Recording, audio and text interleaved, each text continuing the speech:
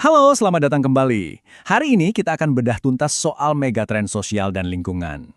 Ini adalah kekuatan-kekuatan raksasa kayak perubahan demografi, teknologi, sampai iklim yang lagi ngebentuk ulang dunia kita.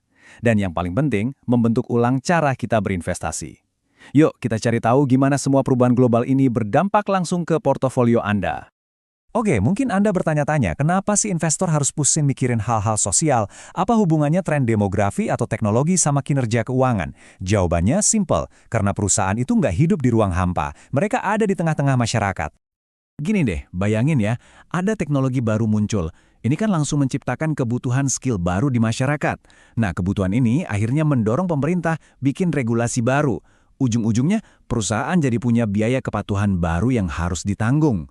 Ini tuh siklus yang nggak bisa dihindari, di mana isu sosial dan bisnis itu saling kait-mengkait. Oke, ini roadmap kita hari ini. Pertama, kita bahas kenapa ini penting banget. Terus, kita petakan tren-tren utamanya. Lalu kita lihat contoh nyatanya, gimana tren ini saling tabrakan, dan terakhir yang paling ditunggu-tunggu, gimana cara menerapkan semua ini dari kacamata seorang investor. Yuk, kita langsung masuk ke bagian pertama. Gini, sebagai investor, kita tuh nggak bisa cuma lihat data historis. Kita harus punya kacamata buat melihat ke depan. Ujung-ujungnya, semua ini soal materialitas finansial. Siapa yang bakal jadi pemenang dan siapa yang bakal jadi pecundang di era transisi besar ini. Gimana pergeseran sosial dan lingkungan ini bisa secara langsung memengaruhi profit perusahaan, neraca keuangannya, dan tentunya imbal hasil investasi kita semua. Nah, sekarang kita akan kenalan sama alat utama untuk analisis kita. Anggap aja ini bukan daftar yang perlu dihafal mati, tapi lebih kayak sebuah lensa atau kacamata baru untuk melihat dunia dan investasi Anda. Ini dia 8 kekuatan utama yang lagi ngebentuk ulang masyarakat kita. Ada globalisasi yang mengubah total rantai pasok dan pasar. Lalu otomatisasi dan AI yang mentransformasi pekerjaan kita. Ada isu ketimpangan yang bisa memicu resiko regulasi dan tekanan sosial. Disrupsi digital yang mengubah cara kita hidup dan berbisnis. Terus ada perubahan fundamental di cara kita bekerja dan belajar, perubahan struktur keluarga, pergeseran demografis kayak populasi menua yang menciptakan pasar baru, dan terakhir, urbanisasi yang butuh infrastruktur masif. Semua ini menciptakan gelombang yang pasti dirasakan oleh setiap perusahaan. Oke, teorinya cukup. Sekarang kita bakal menyelam lebih dalam. Kita akan bikin konsep-konsep yang tadi kedengarannya abstrak, ini jadi lebih nyata, dengan melihat beberapa contoh kunci. Kita mulai dari globalisasi. Ini adalah proses integrasi ekonomi global yang bikin perusahaan bisa melakukan offshoring. Pindahin produksi ke negara lain yang biayanya lebih murah biar efisien. Kedengarannya bagus kan? Tapi strategi ini juga menciptakan kerapuhan. Pandemi kemarin jadi bukti nyata betapa rapuhnya rantai pasok kita saat satu bagian dunia tiba-tiba berhenti total. Nah, ini nih yang paling menarik. Coba lihat gimana slide ini menerjemahkan isu sosial kayak hak-hak buruh langsung jadi angka di laporan keuangan.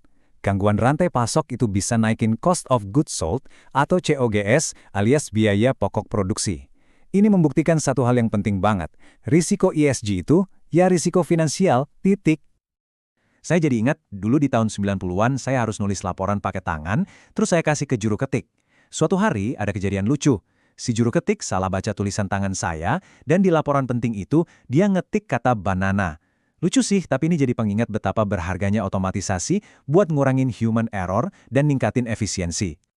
Dan ini gambaran yang pas banget. Pergeseran ke teknologi itu menciptakan trade-off di neraca keuangan. Perusahaan harus keluarin modal awal gede atau CAPEX buat beli teknologi. Tujuannya biar biaya operasional jangka panjang atau OPEX jadi lebih rendah karena biaya tenaga kerja berkurang. Jelaskan pertukarannya. Selain itu, ada juga tren kuat lainnya yang nggak kalah penting. Ketimpangan yang makin lebar bisa memicu perubahan kebijakan pajak yang drastis. Disrupsi digital, wah ini sih, terus-terusan merombak lanskap bisnis, menumbangkan pemain lama kayak Nokia, dan menciptakan ekspektasi baru dari konsumen. Lalu ada perubahan struktur sosial seperti gig economy, dan terakhir, urbanisasi masif yang menciptakan permintaan raksasa untuk infrastruktur baru di kota-kota. Oke, kita lanjut lagi ya. Nah, yang perlu kita pahami, semua tren tadi itu nggak berdiri sendiri-sendiri. Sering banget, tekanan dari isu lingkungan justru jadi pemicu atau katalisator kuat untuk gejolak sosial. Di sini kita bisa lihat efek dominonya. Isu lingkungan seperti perubahan iklim itu secara langsung memicu masalah sosial dan politik yang masif. Contohnya migrasi besar-besaran yang akhirnya memberikan tekanan baru ke struktur sosial di tempat lain. Satu masalah memicu masalah berikutnya. Jadi, poin kuncinya sekarang, gimana cara kita menerapkan semua pengetahuan ini? Oke, biar seru, mari kita uji pemahaman kita dengan beberapa pertanyaan latihan ala ujian CFA. Siap? Oke, coba pikirkan sejenak. Kata kuncinya adalah memindahkan produksi kembali ke negara asal. Jawabannya adalah B, reshoring. Gampangannya gini, offshoring itu melempar produksi ke luar negeri, biasanya cari biaya murah. Nah, reshoring itu kebalikannya, menarik pulang lagi operasi itu. Seringkali karena mau mengurangi risiko rantai pasok. Pertanyaan kedua ini tentang dua tren sosial yang saling berhubungan erat. Jadi, apa yang terjadi sama jam kerja dan tingkat pendidikan kita belakangan ini? Logikanya sederhana, karena kita makin produktif berkat teknologi, kita bisa bekerja lebih singkat untuk hasil yang sama. Di sisi lain, ekonomi modern menuntut keahlian yang lebih tinggi, makanya tingkat pendidikan juga ikut meningkat. Sebagai penutup, saya mau lempar pertanyaan ini ke Anda. Menurut Anda pribadi, megatrend mana yang dampaknya bakal paling besar buat investor di dekade mendatang? Coba deh pakai kerangka yang kita bahas tadi untuk bikin analisis Anda sendiri. Terima kasih banyak sudah menyimak. Jangan lupa tinggalkan komentar di bawah kalau ada pertanyaan. Dan sampai jumpa di pembahasan berikutnya.